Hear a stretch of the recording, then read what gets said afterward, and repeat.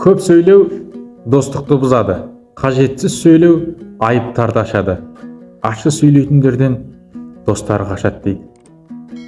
Демек, тілге абай болу керек. Негізі тіл адамға берілген үлкен нығмет. Жақсылығы да, жамандығы да үлкен.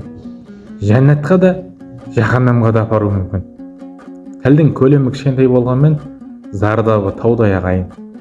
Адамның иманды немесе имансыз болуы ауыздан шығатын сөздеріне байланысты. Ауыздан шыққан сөз я шындық болады, я өтірік болады. Мысалы, басқа мүшелердің өрісі ауқымдылығы шектеулі. Мысалға, құлақ тек естиді, көз тек қана көреді. Ал тілдің өрісі кең. Жақсылық немесе жамандық айту үшін өте кең мүмкіндіктерге ие. Тіл туралы көптеген хикметті сөздер айтылған. Адамға келген 10 пәленің 9-ы тілден деп жатады. Атағыңды өсіретін де тіл, өшіретін де тіл дейді.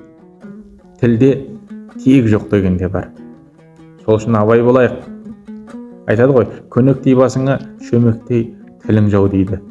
Егер көңілде мұң, реніш, денеде қажырлық және әлсіздік, ризықта кемшілік және берекесіздік болса дейді, мұның бәрі дейді, бош және орынсыз сөздерден туындағанын білу керек дейді.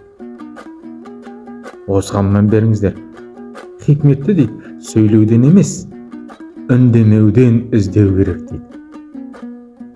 Сөз соңында айта кетейін. Ауыр істің салмағы білекке түседі, ауыр сөздің салмағы жүрекке түседі дейді.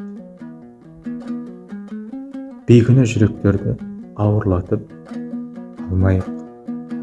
Тіліміз бізді жаһаннамға апарып тастамасын. Тіліміз біздің жәннатқа апаратын тіл болсын. Еліміз аман, жұртымыз тыныш болсын.